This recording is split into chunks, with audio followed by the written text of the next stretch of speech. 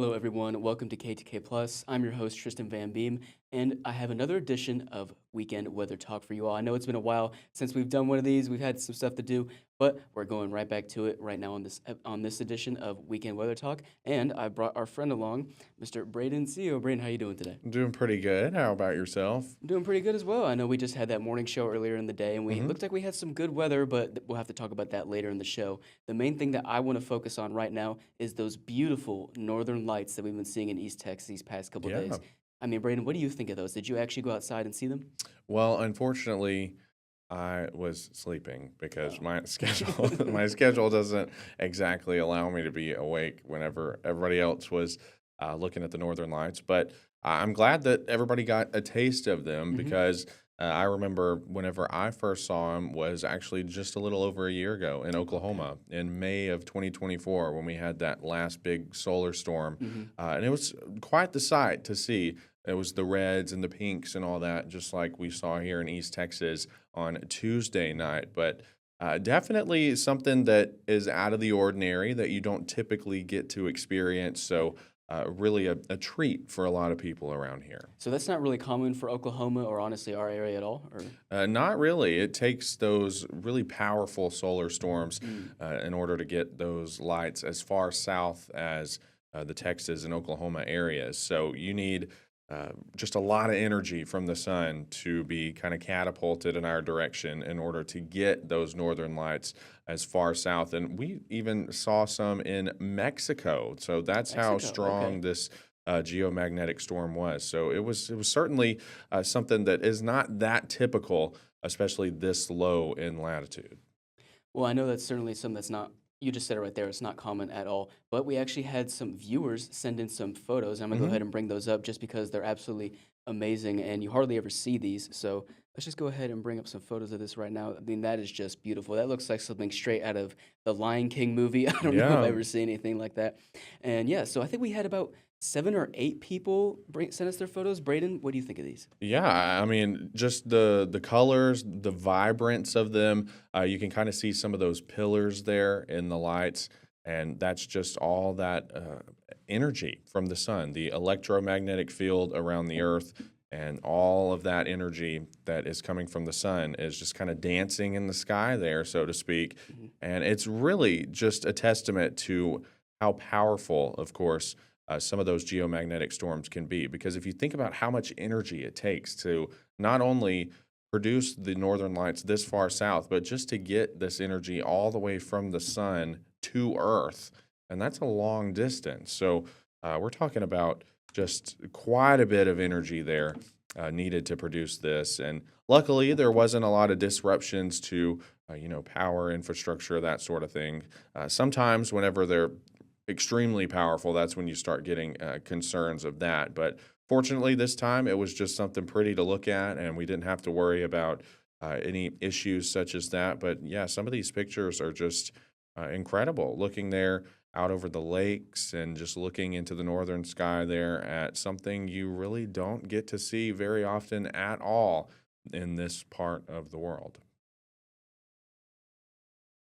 Now, I know just seeing those must have been absolutely special for East Texans. I unfortunately did not get to see it myself because, kind of like Braden, I had some, I just had a schedule that didn't Mm. really allow me to see them. But it's always great to see you guys send in your pictures, and we really appreciate you sending those in because I had no idea this was even coming to East Texas. I don't know if that's just a bad part on me for not, doing my research or keeping up with some of the news that we have over here. But Braden, have you kind of talked to other meteorologists and found out how common this is in East Texas? I know you said that it's not common really at all, but are Mhm. there any suspicions on why this year, of all years, it's been coming over?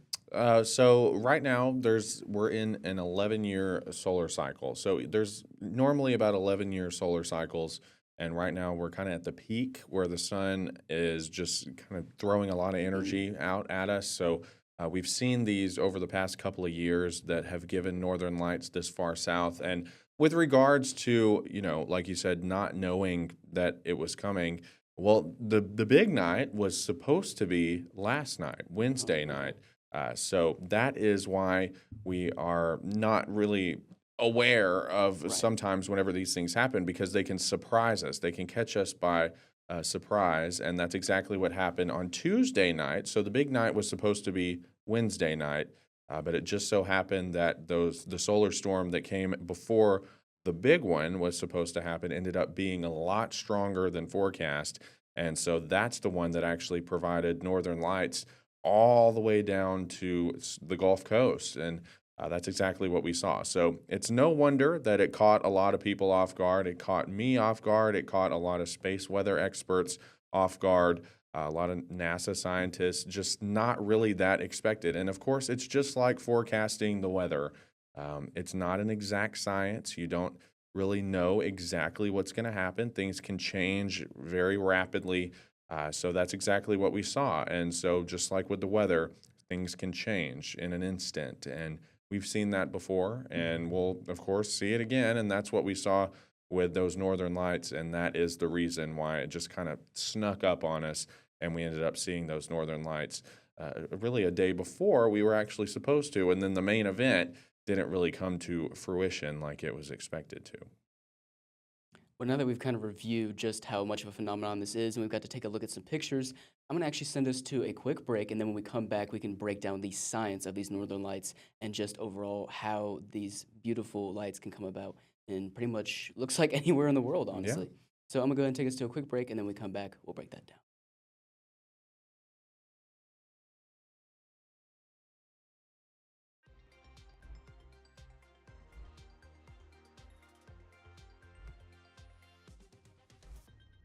Hello, everyone, and welcome back from the break, and welcome back to Weekend Weather Talk. And now, what me and Braden were talking about before the break was just overall the northern lights and how uncommon they are, especially in areas like East Texas and Oklahoma and stuff like that. And Braden, I just want to ask, what's kind of the science behind this? Why do we Mhm. see these northern lights, and what makes them so special? Yeah, so the northern lights really are just a result of a lot of energy coming from the sun. So whenever the sun is kind of unstable, because the sun is unstable, it's really just a big ball of gas. So sometimes the gas kind of bubbles off, and you get these charged particles that just really fly through space, and sometimes it's pointed directly at Earth. And then we'll get some of these instances where we get all those solar particles moving around our magnetosphere, which is surrounding Earth. Our poles, of course, have a lot to do with that. And that helps to deflect all of this from entering our atmosphere. It deflects it from causing harm to the planet. So that protects us from, of course, the harmful effects that would occur if we, of course, didn't have that magnetosphere. But so, yeah, it's just really the sun basically sending out a plume of solar particles, and then they interact with the gases in our atmosphere. And then you see those pretty colors that we saw. And that's exactly what we saw overall, most of the northern hemisphere over this past week. And I love how you mentioned it right there, those pretty colors. Braden, what colors can we see in the northern lights? I know that B-roll we just brought up, there was some purple, there was also some red. What are some of the more common colors for these northern lights? Yeah, absolutely. So the northern lights, typically, you're in the higher latitudes, that's where you're going to find those green colors because those are typically found at lower altitudes. So, whenever you are looking at them overhead, of course, those are more low to the ground. And so that's going to be above the surface, not as far as the lights that we saw down this far south in latitude. So, the northern latitudes see those green colors a lot. Meanwhile, down in the southern latitudes, you see more of those red, pink colors because those are higher up in the atmosphere. So you're talking about well up there. So you're seeing it on the horizon, just like we saw. You had to look to the north. So you're seeing the tops of basically the auroras. And meanwhile, underneath those auroras is where you're getting those green lights. But we can't see them here because we're so far to the south that we're just seeing the tops of those, which is high up in the atmosphere. And those colors are results of those solar particles that I was talking about from the sun interacting with the different gases in Earth's atmosphere. And primarily, it's whenever it interacts with oxygen and nitrogen. And a lot of times with nitrogen, that's where you get those blues and purples. And then with oxygen, that's where you find, of course, the greens and the reds that we saw out there. But as far as what color you see, it's about the type of gas that it's interacting with and the level in the atmosphere that those particles are interacting with those gases. So, Braden, can we expect to see these lights again in the next couple days, or is it kind of over for right now and we'll just have to wait and see until it happens next time? It looks like this round of solar storm is gone. So it looks like we missed out. If you didn't see it, it looks like you missed out this time. But I'm sure in the near future there'll be other instances. Or of course, if you do want to travel to the higher latitudes at some point, especially during the winter months, then you can see, of course, some of those northern lights because. And that the higher latitudes in the winter months, it's darker for longer periods of time, so you get more opportunities to see those northern lights. Well, I like to talk about traveling because let's say, we kind of hear that this might be coming again sometime either this winter or the next time this does happen. Where can people go to get their best views of the northern lights? Is it places with not a lot of city light or more rural Mm. areas? What are we talking about? Yeah, so really, anywhere is if you're going to be seeing the lights, you want to be away from city lights. You want to be in a kind of rural location, so to speak. You want it to be dark outside, of course. And in our case, you have to look to the north. But if you're up into some of the northern latitudes, then you can just look up and see those lights. And at that point, it doesn't matter as much to be away from city lights because it's very vibrant in that instance. But in that case, if you want to go see them, if you want a better opportunity of seeing them, places like Iceland, Canada, Alaska, all those places do have them a lot more frequently, where you get just the even weak pulses from the sun can cause some vibrant colors up there. But these stronger geomagnetic storms are much more rare and they occur much less often. So if we are seeing the northern lights this far south, you can only imagine how vibrant the colors are up into the northern places where they're more used to seeing them. So it looks like next time I have to buy myself a plane ticket to Alaska or Yeah. something if I really want to see the full outcome of these lights. Because I'm looking at some pictures over here I have on my screen, and it's just way more magnified. Like as you saw Hmm. in these clips right here, it's kind of one solid color or maybe two. But in some of these other pictures that are in other areas like Alaska and the other ones that he mentioned, there's multiple colors. You have your purples, greens, blues, everything like that, instead of your kind of more basic ones like these. And then, Braden, I just wanted to ask if people do decide to travel to go see the better view of these lights, or if they just stay here in East Texas and try to find more rural areas to see these lights, are there any dangers that come with that?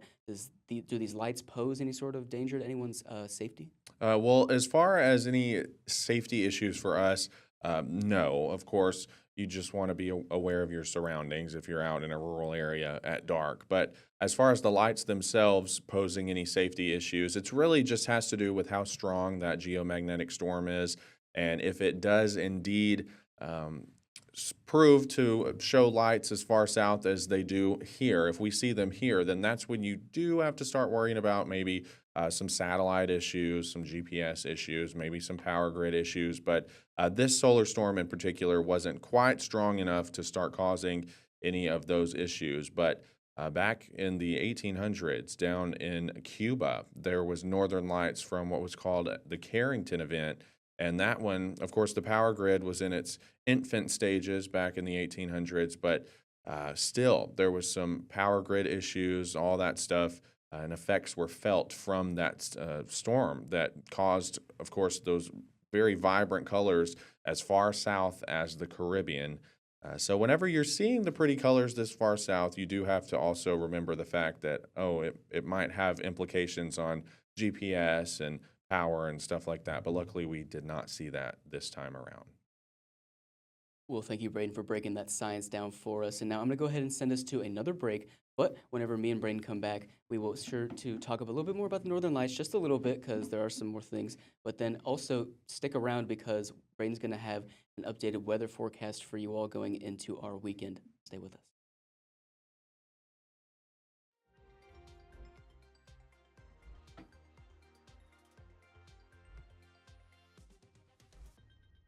Hello, everyone. Welcome back to Weekend Weather Talk, and thank you for watching KTK Plus. Now, for those of you who are just kind of joining, or maybe you were Not really paying attention in the first half of this show. We just kind of recapped the northern lights that have been shown over here in East Texas. And Braden and I earlier broke down the science of it and also just the different color variations and stuff like that. So, Braden, I just want to ask, is there any final thoughts you have on the northern lights and just what you want to express to East Texans next time we may see one of these? Yeah, so it's certainly a rare event. It's something that we don't really get to see very often. Kind of like the solar eclipse that we saw last year. Those kind of space weather type of things that we don't really get to experience that often. It's just something cool, out of the ordinary, and it was definitely a treat for a lot of us. We saw those beautiful pictures of them, and really, I know we really didn't get that long to enjoy them, and they're just kind of here for a couple hours, and then they're gone. But hopefully, in the future, it won't be too long before we see another opportunity. But uh, we're at the peak of that solar cycle right now, that 11-year solar cycle. So hopefully that means we'll get some more opportunities before we start to see that wind down, and we can get some more northern lights here, even this far south. But yeah, it was a really cool event. I wish I could have seen it myself. Unfortunately, I didn't, but still get to kind of live vicariously through those pictures that all of our viewers sent in.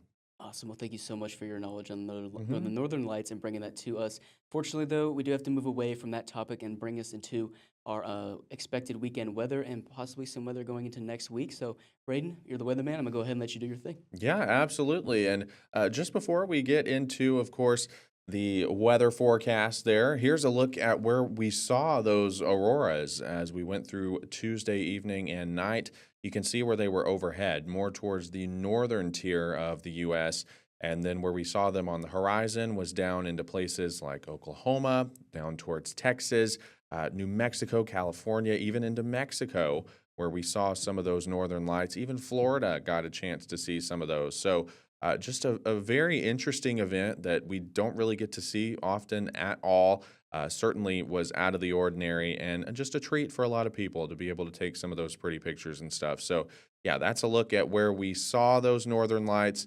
And it certainly was a lot more mesmerizing if you were in that green section up there where you could see them overhead. But hey, we still saw them on the horizon down here in East Texas, and hopefully we'll get another opportunity for that here in the future. But as far as that forecast goes, we are certainly looking at some changes coming up. So here is that 6 to 10 day temperature outlook, and we've seen those changes already through the end of this week with those temperatures warming into the 80s for those highs. And well, it looks like that will continue here, even as we go into your weekend, as we go into next week. Looks like we're going to keep those above normal temperatures as we even head into the November 18th through 22nd time frame. So those above normal temperatures, highs in the 70s and 80s, and lows in the 50s and 60s, likely are going to continue. A high likelihood of this occurring, as you can see here with those reds on this map. So what that means is it doesn't look like we're going to have any bouts of cold weather here anytime soon, at least not any that's going to stick around for any extended periods of time. So that's exactly what we've been seeing through the end of this week and what we're going to continue to see for this weekend, along with some of those rain chances trying to move back into the forecast. So we've got that 6 to 10 day precipitation outlook here showing that we have in the same time frame, November 18th through 22nd, that we're going to have some increased rain chances. So as we look at those, you can clearly see here we're in that green here in East Texas. So what that means is those above normal chances for rain, which is great because for a while there, it was a lot of brown. We were seeing a lot of brown, which is below normal rain chances. And that's just not ideal. That's what causes, of course, all the fire weather, all that sort of stuff. And so this time around, we're going to be seeing the opposite. So, some rain chances moving back into our forecast, which will be great news. And hopefully, we get some good amounts of rain and not severe weather. So, right now, it looks like the severe threat will be on the lower side, but we could have some bouts of severe weather there, especially towards the end of next week. We'll have to watch that carefully. But for now, just looking at some decent rain chances And that is all as we go in towards the end of the month of November. And then finally, here's a look at what we're seeing for you over the next 7 days. We've got those temperatures here that are going to be in the 80s for those highs here through early next week. And those lows will be into those 60s. You can see those highs in the 70s by next week, and those rain chances ramping up at the same time. So, because of the cloud cover that we're going to have, we'll, of course, have some of those temperatures cooling down just a little bit, but still that's above that normal high of 69 degrees. And luckily, we'll have dry weather as we go through this weekend. So if you have any outdoor plans, it looks great. We're going to have dry weather, certainly no issues out there as far as any rain chances for the weekend. Those will hold off until next week. And again, it looks like those above normal temperatures and rain chances will continue even as we head deeper into the month of November. So, Tristan, certainly some really good news there for the forecast as we know we need the rain here across East Texas. All right, everyone. Well, thank you so much for watching this edition of Weekend Weather Talk with me and Braden. And Braden, thank you so much for bringing us all that great information about the Northern Lights. I know that's a big phenomenon that goes on throughout the world. So I just want to say thank you for bringing some attention to that, breaking down the signs of it, and just letting us know how it occurs and why those beautiful colors just kind of resonate in the sky during that time. And thank you for bringing us that weather update. We got a nice weather update for the weekend and also going into next week as well. So it looks like you'll be able to go through with those plans that you had, and it doesn't look like we should get any rain, but expect to see some rain in the near future as that forecast is predicting for us. Once again, thank you all so much for watching this edition of Weekend Weather Talk. I'm Tristan Van Beem, and I will see you all next time.